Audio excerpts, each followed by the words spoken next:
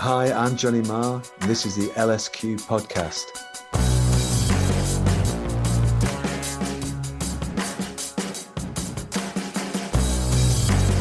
Hi, I'm Jenny Elescu. Thanks for pressing play, and it was such an honor to get to interview the legendary Johnny Marr for this episode. Johnny and his band are on tour in North America starting later on in August, so get to his website, johnnymarr.com, to get tickets. Welcome to the LSQ podcast, and in this show, I like to dig in with people to their earliest connections to their own creativity, like as a kid and stuff. So even before you ever thought you might be in a band. And so I want to talk about those kinds of things, but also, of course, about this new album, Fever Dreams Parts 1 through 4, the new Johnny Marr album.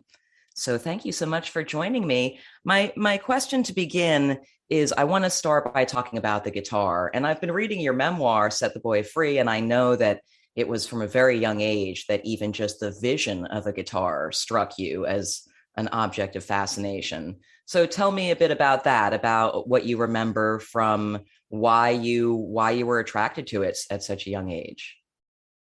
Well, there was a little shop at the end of the street that I lived in the inner city when I was 5.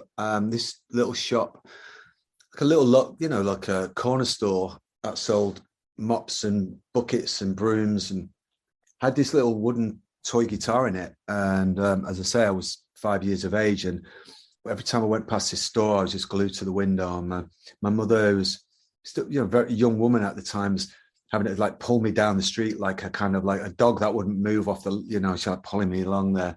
And her and my dad just were like, listen, he's kind of fixated on this thing. Should we buy him this guitar?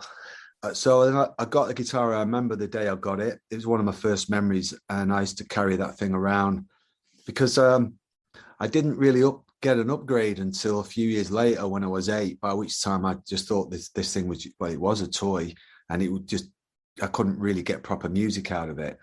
But that was my first relationship with a guitar. And then I had an uncle who was very groovy, young Irish guy, and he's got the sideburns and the kind of Chelsea boots, my Uncle Christy, and he was a handsome fella with like a Beatle cut and everything. And when my other relatives were playing accordions and harmonicas and doing that kind of stuff, which was a few nights a week in the house, every week, all the time, these kind of wild parties, because I grew up around a lot of young adults. My mother and her family moved over when I was born, and she's from a family of 14 and my dad's from a family of 5.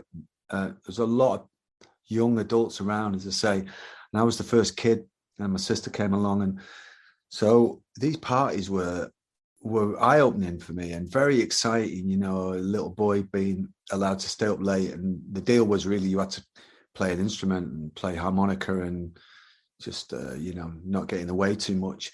So I saw a lot of really exuberant enjoyment and enthusiasm for pop records of the day, Motown, this would have been. And they also, being Irish, they brought old rock and roll records with them, which was a bit of a retro vibe even then. So I was hearing stuff really that older musicians talk about, people like 10, 15, 20 years older than me. But I was, because my parents really loved that Everly Brothers thing. And so I was hearing all of these like rock and roll guitars and all of that. And so all of that, it's all mixed up in my experience of being a kid. And my parents to this day are, they're still Irish, and they're on YouTube all the time, like just digging all these like singer-songwriters, and they like a lot of country music and all of this sort of stuff. So I just grew up around a family of absolute crazy music enthusiasts, and it went into me, and I guess my brother imprinted on you. Yeah, my brother and sister are still into it, but I had to be a musician, really. Yeah, I never had my peers and my friends, Bernard Sumner from New Order and Billy Duffy from the Cult. They got into the Sex Pistols, and they went to that legendary Manchester Sex Pistols gig when they were teenagers and formed bands. But I was, on it from being like a little boy, really. Yeah, I mean, I wonder what even made you covet a guitar. Like, Yeah. at that point? I mean, was it from seeing like, yeah, bands play on TV or something like that, do you think? Or was it that this family band, sounds like your family was your first band? You know what? Look, that all followed. The initial impulse was just me loving that object. And then because I was into that object, then I paid attention to bands. It wasn't the other way around. And when I was writing my book, I wondered about this. I was like, where does that come from? And, if you're into Vedanta or Hinduism or Buddhism, you get into past lives and all of that sort of stuff, but we won't go there. But it certainly wasn't because I thought I would get fame and fortune and impress boys and impress girls or any of that. Because, the thing about it was that when we had proper celebrations of christenings or weddings or anything like that, they were always in this pub, this room above this pub in the inner city in Manchester, and it was the same band who were this Irish guys playing the pop hits of the day. This was in the early 70s, and because I knew, I was really excited about these parties, because of course we got to run around and have like lots of fizzy drinks, and my cousins by this time are running around and stuff. But these guys would play these tunes and I would watch them set up. When I was a little boy, I would have been maybe 7 or 8. And I saw these adults come and set up their amplifiers and take the guitars out of the cases. And I remember being aware that this was a job. I saw them the year before and they weren't particularly good, but I thought they were amazing. And I saw these men do it. And I think that was the first time I started to realize that, adults who weren't necessarily on the television, that you could do it. You could, if you learn to play, that's a thing that you could do. And I think being around, seeing those guys setting up their equipment that was like watching the moon landing for me. Yeah. And do you remember when because you coveted the toy guitar for so long and then you got it. Do you remember how it felt when you first like held it and played it? And how did you figure out how to play it? This might sound a little mythological or whatever, but I it's kind of like when you get a pet or a child comes into your life or a lover or something like that, and it just feels like this was always like meant to be. This is right. That feeling when a thing comes into your life and it kind of completes you a little bit. Some people feel like that when they get a partner or when they have a child or even with a pet, you kind of like, oh, I know this soul. And I just started putting my fingers on the strings, and then it's like I had plastic strings. You couldn't really do very much. But so that one we're talking about, when I got to about 6 or 7, because I was watching anything that had music on it on the television. I'm sure it was the same in the United States. I would watch. So often it would be some really corny comedian's weekly show, and then they'd have a music slot on. And it was often Tom Jones or Engelbert Humperdinck or Andy Williams or some, and you go, oh no. But occasionally it would be like some kind of mainstream pop band, and they'd have a guitar player on it. And I'd be all over that. I'd analyze, analyze these early 70s, late 60s, early 70s. That was as a little child. So then when my parents kind of got the dough together, and they knew I was sort of really obsessed with it. I got a guitar, an acoustic guitar at 8, and I got a chord book with it. And at the same time, I got very, very lucky because I bought a record of 45 around about the same time, and it was a T-Rex Jeepster. It would have been 1971, something like that. And the chords I was learning to play were in the song, so I learned to play along with the record. And then I was off. Then I started. I was buying 45s, and I was playing along with these 45s. And all of us music fans or creative people, all of us think that the time when we were children or the time when we were teenagers or formative, whatever, was the best time, because it's such a subjective rite of passage. But I will argue, though, that being someone who's starting off playing the guitar and buying 45s in 1972, 73 was pretty lucky, because it was stuff like The Sweet and Mark Bolan and David Bowie, Gene Genie was out, and Rebel Rebel came out, and that was a real game changer for me, because when I learned to play Rebel Rebel, everyone around was like, God, this guy's good, you know. It came quite naturally to me. But so those values of those 45 Sparks, I was a really big fan of Spark singles. That's never really left me, you know, what I'm doing now with my own records. If I can do something that has a little bit of glam rock in it and as shades of Bowie's glam years or Sparks or T-Rex or The Sweet or anything like that to me is like a bit of a bonus. And I was like that in the Smiths as well. You know, you listen to some of those songs like Sheila Take a Bow, or there's a whole bunch of them that have got kind of a glam vibe to them. So it never really left me, because there's a connection between being a songwriter and the making of records and being a guitar player. I think I didn't want to be Jimi Hendrix, which is, you know, quite a good idea. And my friends, you know, we would then, when I got a little older, started hanging out with my other friends who wanted to play guitar and stuff. They were all like listening to these rock guys and wanting to play the guitar bits, but I just got into this thing when I wanted to sort of play the whole record, really. So that's kind of one of the reasons why my guitar style turned out to be the way it is. It's sort of quite busy, big, sort of trying to try to play the whole thing, you know. This sounds like a piano bit, and the strings bit goes like this. It's why my style got to be so melodic and so busy, I guess. I'm intrigued about, like, when you started to see people playing music who you related to, because you mentioned this being a kid and seeing that it could be a job, you know, that could be a vocation, and that's encouraging. You know, where you were coming from, it was encouraging to see that this thing you liked could be a vocation. But it sounds like maybe these people like Bolan, who wouldn't have been on the same show as Engelbert Humperdinck, obviously, but was there something about that era where you could see that freaks were in the mix too, and that if you felt a little freaky yourself, that like, Yeah. oh, it's not just a vocation, but it's a safe space for freaks?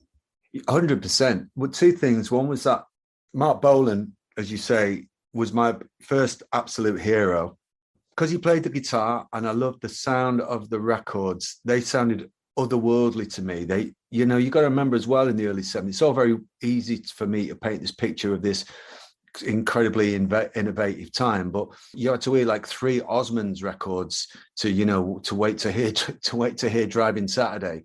Jeepster sounded really otherworldly, and actually, if you listen to it now, it's lo-fi, deliberately lo-fi. It's like he's trying to make a 50s record compared to the other pop things that were going on in the day. And he was very beautiful. I was getting that sort of signals, you know, about androgyny, and I was very small myself, and so he was like a hero, really. I could really relate to him. And the words, you know, his words, which are nonsensical, really, but didn't really matter. They sort of painting these pictures. You know, first single I ever bought, you know, he's sort of going, you know, you've got the universe reclining in your hair. I'm just a Jeepster for your love. I was like, I have no idea what this means, but I know it's kind of not really what I'm hearing in school. And it suggested another world, which I always had a kind of curiosity about anyway. And anyone who's ever read, I didn't know this at the time, of course, but anyone who's ever read Colin Wilson's The Outsider can find out about what that's all about. But this idea of, you know, there's got to be something beyond these other senses. I kind of, growing up in a very religious house with a lot of kind of Catholic iconography, really played into my sort of psychology quite a lot, really. There was a lot of that around, sort of a lot of the otherworldly sort of stuff. And the spook, you know, in my house, my parents were no stranger to the spook, which definitely fed into I was very sort of sensitive little kid, believe it or not, and very, very quiet, which is even harder to believe. But Wait, sorry, what's the spook? You know, well, if you're a little kid and you've got seriously heavy Catholic kind of iconography around, you just really wonder what this Holy Ghost business is all about.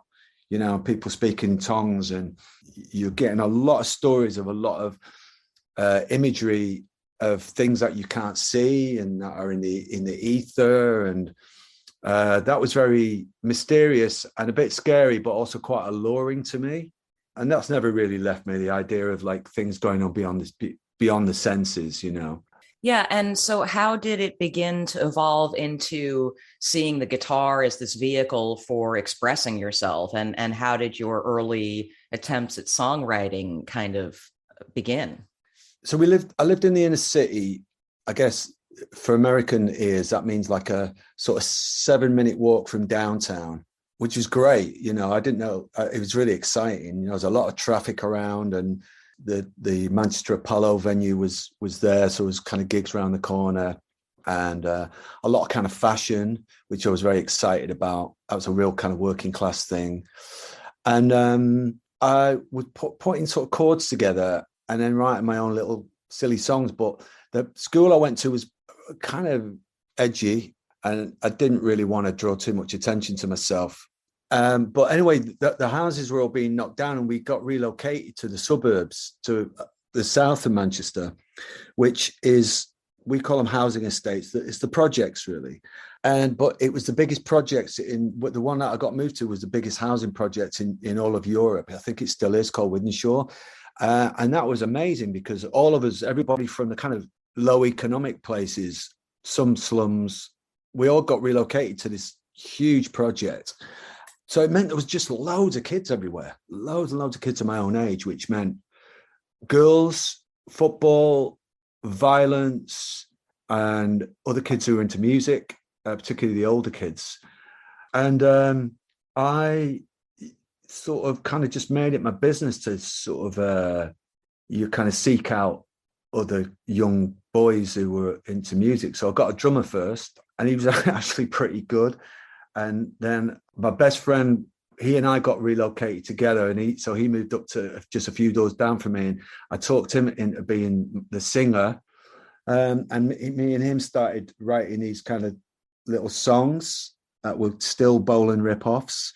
And then that was me kind of running a group from then on, really. And I guess about 45 years later, nothing's really changed. I took it really seriously then, and I take it really seriously now. But that was the start of it. And we would get together in someone's house, and I quickly learned that it would be very frustrating if there wasn't something to play, you know. And like everybody, we started off playing. We used to play Rebel Rebel because I could play that, as I say. And there was a couple of Rod Stewart songs that we used to play, and then we used to play like that band Thin Lizzy, and then this is all before punk happened. And then it was my job to try and find a proper place to rehearse, and try and find school halls, and hassle the local priest to let us use the church hall, and that just fell on my shoulders. And so I was off, really. That was my apprenticeship, and that was my day-to-day thinking was all about that. And then actual real, so-called real life, like going to school and being conventional, was all that would come second, really, to this sort of mission that I was on, to like form a band. Yeah, so that was where my head was at. And then getting a little older, as I say, this is pre-punk, like a sort of typical young boy in the Western world who liked music. I grew my hair long, and I got into these rock bands. And one of my pals was super into like Deep Purple, so I knew loads about them. Couldn't quite get with that. But my sister, luckily, I was really tight with my sister, and she really liked disco and she liked Motown. And then the guy, as I said, who was the singer in my band, he had a sister, and so it was great having all these girls around. And she really liked soul music. So I never strayed too far away, and I went to see a couple of these heavy rock bands, and because I was so tight with my sister, I was like, she never wanted to go at these places. I'm like, this is a real girl-free zone, and that's never a good sign on any level. So I was very lucky that I had a lot of girls around me, and they stopped me straying too far. And I just became a real student of everything I could possibly consume in every way that means as well. So I started really wanting to live the life of a musician and walk the walk, and kind of still am that way now, really. Yeah, it sounds like, you had ideas about it. You had an ethos about a band, about if you're going to have a band, here's how it's going to go. And you took that by the reins early on. I'm curious what ideas you had about songwriting specifically? Like at that age when you're starting your first bands, what did you think a song needed to be? And also similarly with your guitar playing, I'm curious how you sort of established your own guidelines for yourself about what you wanted your guitar playing to be, because obviously you have a signature style. Well, all the records I liked that I really liked tended to be 45s, even as I got older, you know. So they usually started out with a hook. And that was something that I was really aware of with the Smiths. Nearly every song starts with a guitar hook. And another band that was really important to me is, at the time as well was Roxy Music. So I always liked unusual singers, you know, people that just sort of did the right thing, the sort of expected thing, wasn't really as interesting to me as when I heard an unusual voice. So Brian Ferry is still one of my favorite sort of singers for that reason. Or Susie, I know you're a huge fan of Susie and that. Absolutely huge fan of Susie when she came along. Still listen to Susie several times a week.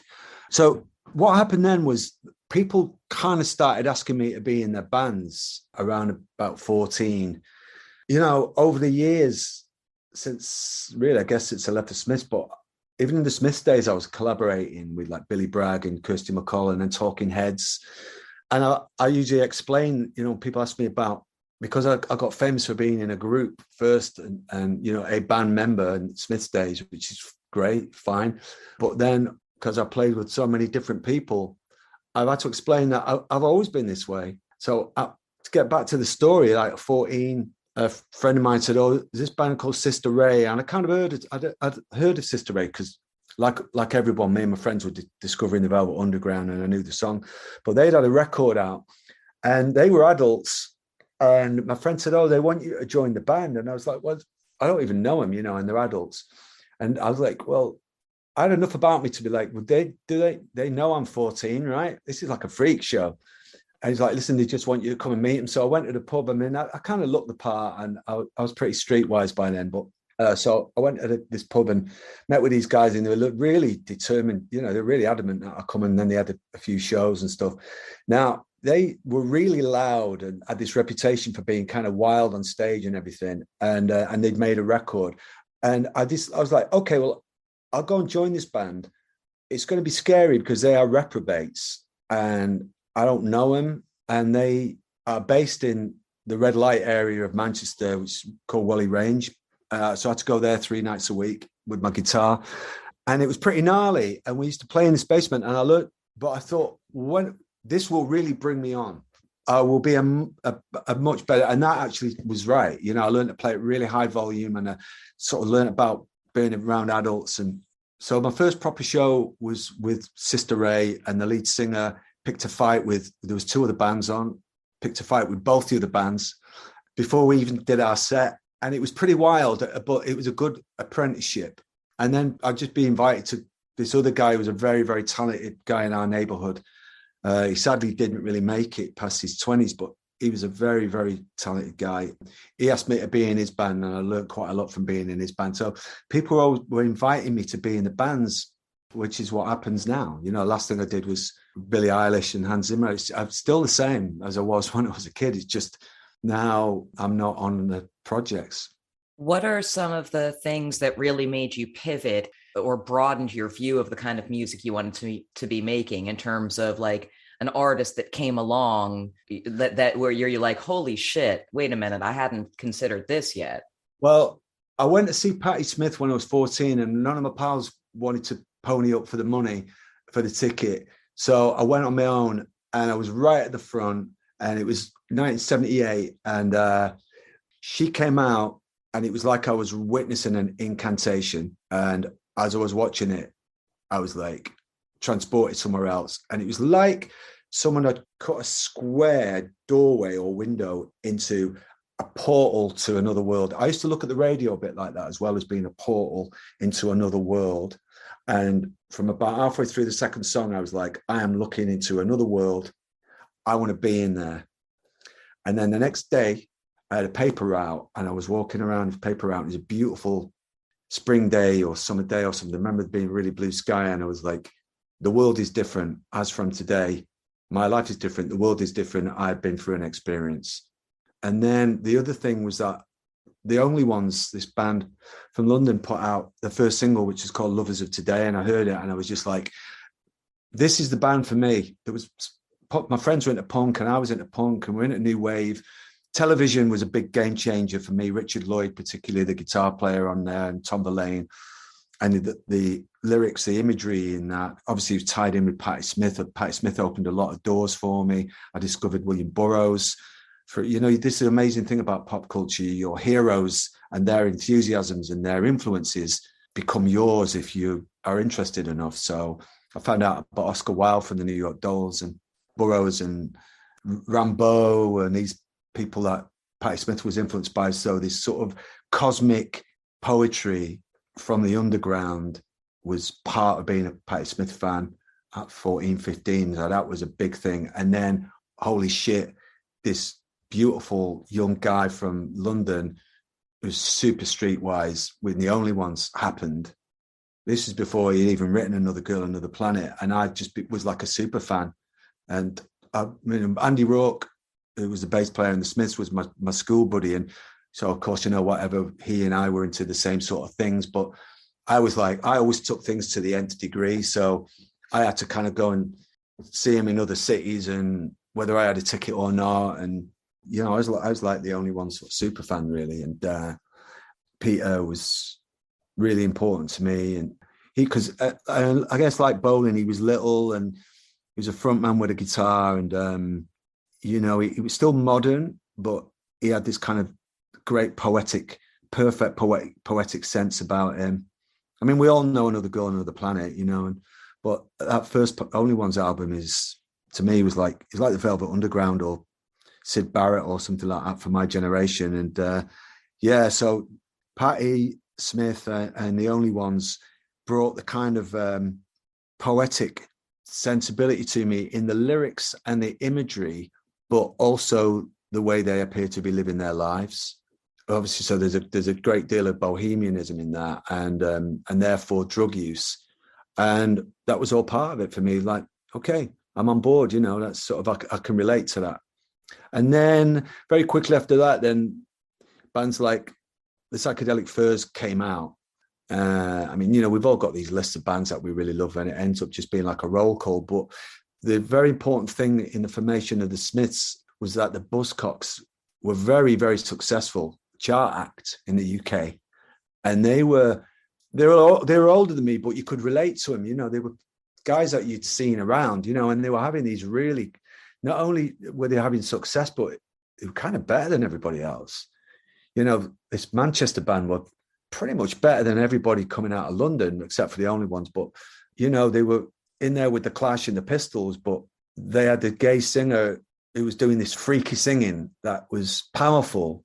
And that galvanized a lot of Manchester musicians, because we lived in the provinces. Anyone who's living outside of Los Angeles or New York, maybe in cities like Cleveland or Chicago or, wherever, but particularly those kind of industrial towns will know that sort of feeling where you're in a town that's really, really happening, but it's outside. Detroit's a good example, but it has to create its own scene that has its own codes. And you kind of get defined by that, and the Buzzcocks did that for people in Manchester.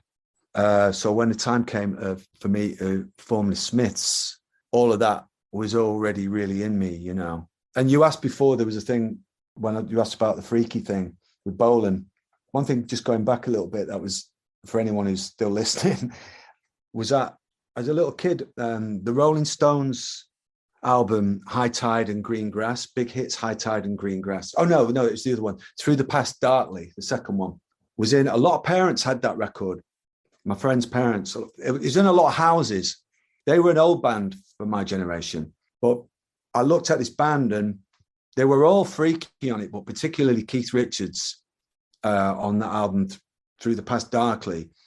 Seeing that record and putting that face of that guy with the guitar playing was a real key thing for me.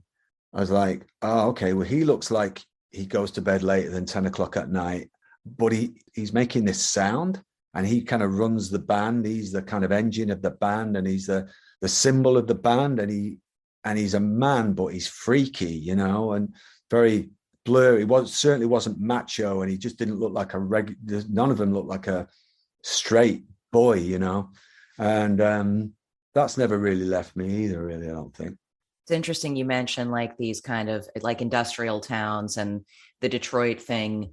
You know, I wonder if coming from maybe even generic suburbs as well that are more bucolic or whatever, there's even more of an appeal to like being a freak. You know, if you have it in you and you want to have a defining sound, you know, you think about like Detroit and Iggy and the MC5 and stuff like that, where it's like more shocking to be a certain kind of androgynous freak if you're from a very meat and potatoes kind of place, you know? Sure, yeah. Well, you know, what was kind of dead cool. You know, B-52s were kind of a pretty key thing that happened to me and my pals. You know, because when you were talking about that, I don't know whether I describe Athens as bucolic, but it might be. But because I think they're from Athens, right? Is that right? B-52s. They were so original, and it had dead cool guitar on it, and they were successful pretty quick in the UK, and clever, all of that stuff. Couldn't really be pigeonholed. You know, they were a pop group and unashamedly pop. That, you know, that's a good example of being kind of freaky in the not obvious way, you know, you know what I mean? It's not like Patti Smith was freaky or Keith Richards was freaky, but yeah, I liked outsiders, you know, I love when outsiders hit the bullseye in the mainstream. The Smiths were, you know, that was a really satisfying thing with the Smiths when we were on television in the UK, because you have to be, there was this, you know, TV show, Top of the Pops, that was like a institution in England. You know, like a lot of straight families were watching it, and, you know, I would see Bolan on there, I would see Bowie, or what all these people I've been talking about. And so when we got on there, I mean, you have to have a hit to be on it, you know, but it's like the gate crashing the mainstream. Pet Shop Boys do it very well, and I guess Billie Eilish is doing it now, you know, just like Absolutely. yeah, someone, you know, someone you watch them and not, well, firstly they have to have a decent track. You have to like the music, but you think, oh yeah, that person, I could hang with them. That'd be an interesting night hanging out with that person, you know, and they're outsiders and taking their cues from the underground. And because can you imagine if all of those amazing people in all of the arts didn't exist? It'd just be all of those really horrible vanilla people with their vanilla rules and their vanilla values. And, you know, thank God for outsiders, you know. Yeah. How did you start to develop a sense of who makes a good collaborator for you? You know, we've talked about how you've been collaborating for your entire musical career. And certainly in more recent years, whether it was with the Cribs or with Modest Mouse, these younger bands that you were like, you know what? I'm in now. Like the making that decision, for instance, to join Modest Mouse, not just produce Modest Mouse, you know, Yeah. or not just produce the Cribs, but just be like, no, I want to be in this band. What do you derive from those experiences? Like, you know, I guess what I like is blank. Yeah, well, I tell you what, if I tell you exactly what happened, it'll explain my sort of mentality, I guess. So Modest Mouse, my manager said to me, Sony have got on me, and this Isaac Brock from Modest Mouse wants to get your number. And but anyway, so Isaac called me up, and I'd already been aware of Modest Mouse. It's a whole other story, but I knew the music, and I had no idea how they came about it. They were really intriguing to me because I really liked it, but often, and I think they're a good example of this. Often with bands, you can go, oh, okay, well, the singer think he's kind of into Jim Morrison, and maybe the drummer, you know, they've got a bit of a Chili Peppers vibe, or okay, you can hear they're inspired by Radiohead or whoever, Fugazi or whatever. But Modest Mouse, I was just like, I don't know what this is, but I like it. So when Isaac called me and said, hey, listen, do you want to be in the band? I was like, I don't know you, but you're an interesting guy. And the person I was when I was 14, when I joined Sister Ray, is still there. And I was like, well, this is going to be, I tell you what, I can't say I'm going to join, but we'll go over and we'll try it out for about 10 days and maybe I'll help you make this album, you know, it's be interesting. I had no idea about what was going to happen. So I walked into this room with Isaac, and the very first night we started writing, and we hit with the first single, that song Dashboard, and that's a whole other story. But bit by bit, with each day, more and more members of this band started to appear. Eric, bass player, came the next day, and we're jamming, and me and Isaac have written a couple of songs, and then we start joining in, and then one drummer arrives, and then another drummer arrives, and then some guy with, then there's a steel, and then there's a banjo, and there's a trumpet, and like what? And there was a really interesting collection of people, and we got about 4 or 5 days into it, and we're jamming, and I'm standing in a room with these people who I'm starting to like pretty quickly. I'm standing there and I'm thinking, I have no idea what this music is, but it feels really good. So I got on the management and said, okay, I'm going to stay here for a little while longer. And what happens, and this is what happened with the Cribs, is that when I'm in a band, I'm really all in, but I get really attached to what we're doing, right? So we start these songs really immediately. They're part of my life now. This is within days. I'm like, well, I want to see how this song turns out. I want to see how that song's turned out. We've now got 5 songs. We've now got 6. We've now got 7. I'm waking up 4 o'clock in the morning, really jet lagged with this Radio Shack cassette. And I'm coming up with, oh, here's the other bit for this song. Here's the missing bit, and taking it to the band rehearsals. And then it's a really productive, inspired time. Partly because they got me over there from England and paying for me to be in a hotel. They're all like getting there on time and all this shit. And they don't know me yet. So it's all, everyone's behaving themselves. And so a lot of stuff was happening. And very quickly, a brotherhood happens. There's a bit of a cheesy way of putting it. It's like being army buddies, or being you go through a project together. And certainly then when you make a record and you rehearse the songs, and I'm living in Portland, by this time I'm away from my family, we go to Mississippi. It would have just been weird for me to bail. I really love these guys at this point. We're going through stuff. We've argued, and they've got drunk with me. And we've kind of had these funny conversations. We're becoming friends, and we're becoming really tight really quick. So it's about loyalty, really. It just would have been too weird to bail. From the outside, it looks like some career move or some management thing, or this kind of smart kind of thing. It's much more natural than that, driven by music. So with the Cribs, for example, we had this idea. Me and Ryan bumped into each other. We didn't know each other. And he said, I've got this idea, Johnny Marr and the Cribs, we do a song together. And I really like the Cribs. And I was like, that sounds like a fun thing. We'll do a 45. 4 songs, 2 songs on the A side, 2 songs on the B side. This was at the end of my time in Modest Mouse, and I needed to get back to England. I've been living in Portland and blah, blah, blah. So I come back to England, I go in the rehearsal room with the Cribs, and I had some ideas for songs, and I'd play some ideas, and everyone joined in. And within a couple of hours, we'd written this song, and then we'd written another, and then we'd written another. And by the end of the week, we're like, well, we may as well do an album. And the same thing happened. And then we're tight. Yeah, I want to say that truly, and I can't speak for everyone, but nobody thinks when you join Modest Mouse or the Cribs that it's calculating. Everybody just thinks, wow, that's fucking awesome. Johnny Marr's in Modest Mouse now. Like, it's like, because in the vernacular of, you don't have to do that. You know what I mean? Like, you could make your own.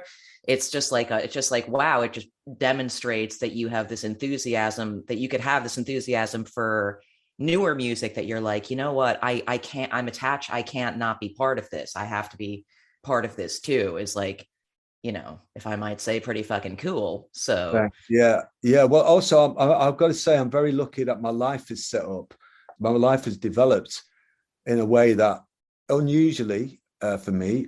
Before the Smiths, when I was like running around being in Sister Ray and forming these bands and all of that, I met my girlfriend. I was 15 and she was 14. So as a young boy, I found my soulmate, who's very, very smart, and she made me brave. And she's the other side of the same coin. And she also loves the Stooges and this mission that we were going to be on, So when I got kicked out of my parents' house for many times, my girlfriend supported me, and she took a job somewhere, and she was only 15 herself and all of that. And then that really helped when we were getting through all the Smiths high times and low times. And, you know, jump ahead 25 years or whatever, we're a family. And my wife, then she was, and my children were like, hey, my dad's joined this band in Portland. They're fucking great. And at last he's in a band we like. And everybody around me from being at 14, 15 knows that that's my thing. You know, I just pull everyone into the slipstream with me, really, into the wake of my whatever it is my projects are. But not everybody's as lucky to have that understanding and support network. You know, that's what it is. That's what my family are, you know. And, you know, sometimes, and it sounds all very groovy when it's successful, but it, you know, it means, you know, my kids grew up with the house that my kids grew up in. It wasn't so much like we had a studio in the house. It's that the house was a studio and they lived in it. You know, they lived in a studio that had furniture in it and places from, but it was all taken over by musicians. So and everyone lived with us, you know, there was like kind of like a sort of communal kind of vibe. And so whether I would have been successful or not, it would have been set up that way anyway, because I got my partner, she was in when I had jack shit, less than jack shit, because I had a fine and no job. She was on board. I was like, hey, look, you know, I'm a guitar player, 50, I'm a guitar player and I'm going to have a guitar player's life. And she was like, okay, well, I'll be a guitar player's girlfriend then. How's that sound? I was like, fucking great. Amazing. Yeah. So when you were approaching this group of songs for your new album, and whenever you're going to do an album that is a Johnny Marr album in whatever incarnation that is over time, like, is it a whole different affair? Like, how do you approach, you know, quote unquote, your own music differently? And specifically with this set of songs, which I know you've said you kind of wanted to go a bit more inward with and do a little bit differently.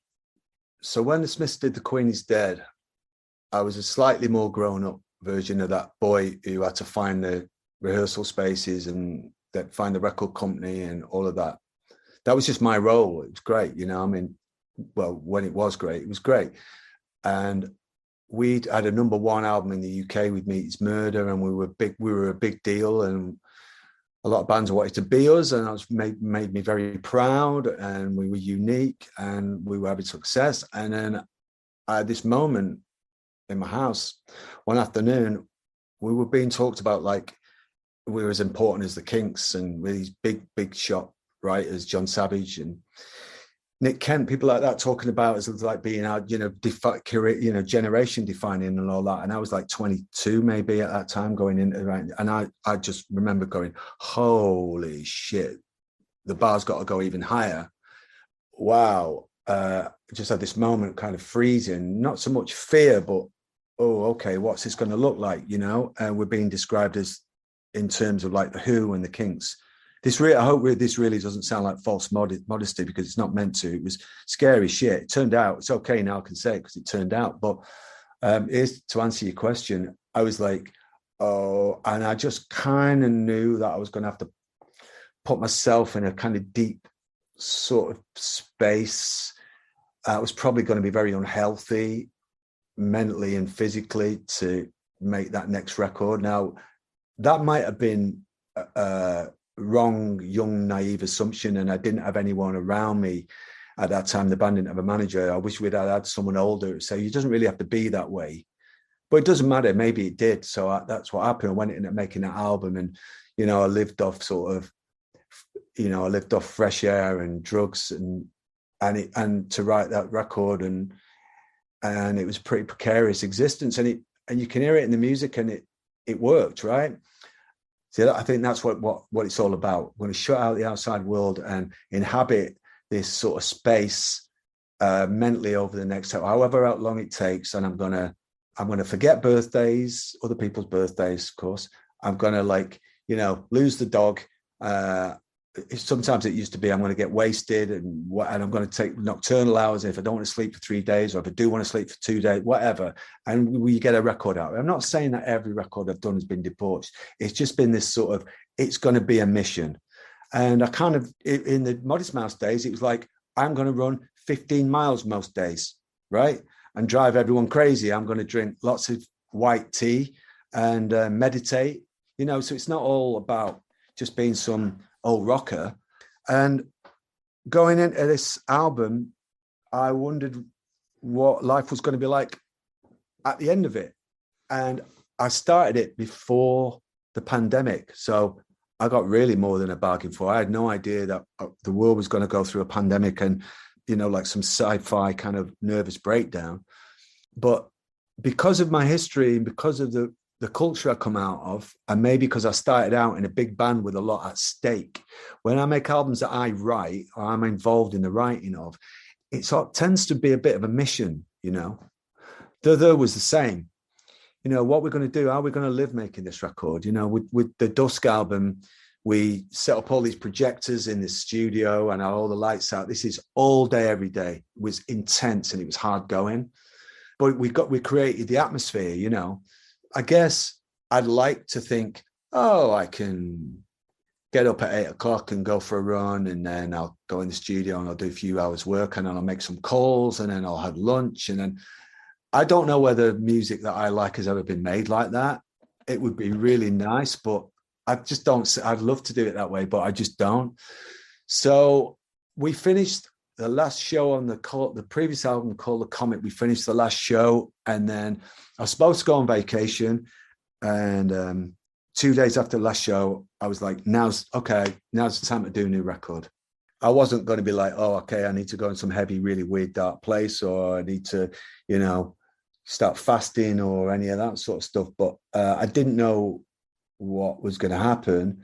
Anyway, I got the title Fever Dreams Parts 1 to 4 straight away, which is not usually the case. And then I decided that it should be a double album. So I thought, right, okay, this is kind of going to be kind of ambitious. And then out of the blue, I got the call to do the Bond film. So I started writing a couple of songs, and then that got interrupted. I wanted to do the movie. And then while I was doing the movie, because there was you will know there's downtime on movies. So I wrote the song Receiver there, and Lightning People, I wrote a couple of things. But then when the movie was over, the song came out with Billy. And then right after that, it was pandemic. So I'd already started this album that was called Fever Dreams Parts 1 to 4. And then we went into this pandemic. So I was going to do a record anyway. And the atmosphere of the empty streets. And then I started work. My studio is in this old factory on the outskirts of town. And I have to confess that I did break the law. So I was going into this place. The car park probably holds about 500 cars. My everyday man was the only car in the car park. And I would go in there every day on my own and be in this factory. And I just started writing and carving it out and trying stuff out and crafting and hoping for inspiration. Then I'll come home and then be awake in the night and driving myself a little nuts and forgetting where I left the dog and locking myself out the house with the keys inside and forgetting birthdays and just being that kind of preoccupied guy who is just all about trying to finish these songs and dig in and do it. So that's the long. Yeah, it's interesting. It sounds like, you always need, you're committed and you need something to make it, to delineate the creative time from normal life, or else it doesn't feel right, or it doesn't feel like you're committed enough or immersed enough in it while it's happening. And as you say, the pandemic put us all in this immersive, trippy experience. So you didn't have to do the fasting or the white tea or whatever it might be. But nonetheless, like that's the environment. How do you know when it's good? How do you know when you're, what is the signal to you that you're like, yeah, this is the good shit. This is what I was here to do this time. You have to be buzzing. And by definition, when you're working on something, and this will be the same for people who are writing or painting or whatever, it's so subjective. While you're doing it, you're buzzing. And then you have the moment where if you really keep getting doubts about 4 lines you've written or a chord change, while you're doing it, you're really buzzing. You think this is the greatest thing. This is better than anything Joni Mitchell did. This is better than anything Wire did, or that should be the way it is. But then the next day or a few hours later or whatever, if you are having doubts, it's not good enough. You have to rewrite. You have to keep going. You have to go at it again. So occasionally, something happens and you're just absolutely loving it, and you're just loving it, and you're like, okay, you want to hear it in the car on the way back, and you want to hear it when you wake up in the morning. You don't think, oh man, I've reinvented the wheel, I am amazing, but you just kind of like, I'm buzzing off this, and this is expressing what I'm about, and I think my audience are going to dig it. And then a fair amount of craft comes into it, and tenacity. You can have something that you're like, this is nearly working, but there's something not quite right. And then you get into the technicalities. And I'm not the first person to say this, but quite a lot of what anything creative is a lot of craft. And there's nothing wrong with that either. But if there's something that I've kind of known now, that particularly with words, if there's something that you just sort of keep coming back to and doubting, you have to throw it away and trash it and replace it. So it's a lot of stuff that goes on in your mind, but some stuff comes really easy. This song I had a few years ago, Easy Money from Playland, the whole song came when I was running, and I was like, this is either the most annoying fucking song I've ever heard, or other people are going to like it. And I had to record it. I had the tune and I had the hook and all of that. And I had to record it. And it was one of those things that I recorded that song, made the record on the tour bus. We replaced the drums later. And everyone on the bus kept saying, oh, put your tune on. You know, everyone was buzzing about it. And then, you know, of course, being a live band, going out and trying stuff out in front of audiences, which, of course, none of us had that privilege recently. But that's always been the test for rock bands. And then what happens is this has never been any different. You put your record out and you cross your fingers and you hope that, first and foremost, your audience are happy with you for doing it. People who like you think it's a good listen. Back when I was younger, particularly in the Smiths days, my deal was, I was like, okay, the other three guys in the band, do they love what I'm doing? Okay, do we love what we're doing collectively? And then it was the people around us, because we were really in a cocoon. It was one of the things that made the Smiths what we were. We really lived in this very isolated, ultimately unhealthy, but very useful bubble with this sort of self-imposed wall around us. And the roadies were our friends. My guitar tech was my school friend, and everything happened. A lot of things happened in my house, HQ. And, you know, I made a bit of money. So the first thing I did was I bought a big house and my friends moved in. I wanted to impress them. I wanted to impress my friends first and foremost. I wanted my peers to think it was dead cool. Then I wanted fans to like it, of course. And then the media and critical, they were right at the bottom of the list, but they were still there.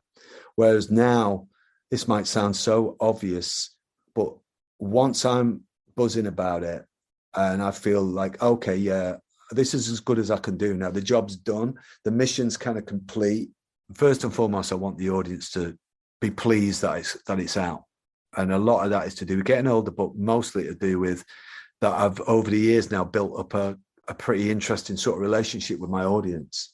And, you know, yeah, they're fans of the Smiths, some of them, but now they're just fans of my whole trip, really. So I think I sort of know them a little bit, you know, and that's kind of good enough for me, really. Yeah, you know who you are. And so you have faith that they know who you are, kind of thing, you know? Yeah, but also, yeah, and also you change. You sort of hopefully evolve, and you infuse it. You certainly, as an artist, you know, your influences change. And if I want to quote Joan Didion in a lyric, or Sylvia Plath in a title, or whatever it is, you know, then I know that they're interested in that, because that's what I'm about, you know, or singing about myself, you know, singing about my own, where I'm at. I have them in mind, you know, these days. And that's, yeah, it's a nice thing. But I've always been really into change. You know, I've never wanted to be exactly the same person 3 years later, ever, really, you know. I mean, your values stay the same. I mean, I'm getting very philosophical now, but I don't want to know what I'm going to be doing in 3 years' time, or what I'm going to be reading, or the kind of songs I'm going to be writing, or the way my guitar playing's going. I want to discover it as I get there, you know, with a bit of work and head scratching and locking myself out of the house with the keys inside. Amazing. Thank you so much, Johnny. It's been a pleasure to talk with you, and an honor. Thank you very much for inviting me. It's very thought-provoking questions, like made me kind of muse a little bit. Not the usual. Appreciate it. I I still honestly can't believe I got to Zoom with Johnny fucking Marr and ask him so many of my nerdy questions. Truly one I'll never forget. Thanks again, Johnny Marr, for that amazing conversation. And Johnny's on tour in the US starting later in August. You can get tickets at johnnymarr.com. Thanks again for listening to the LSQ podcast. In a few weeks, there's a new one with the UK hip-hop and spoken word artist Kay Tempest. And if you've got questions or feedback, you can find me on Twitter at JennyLSQ.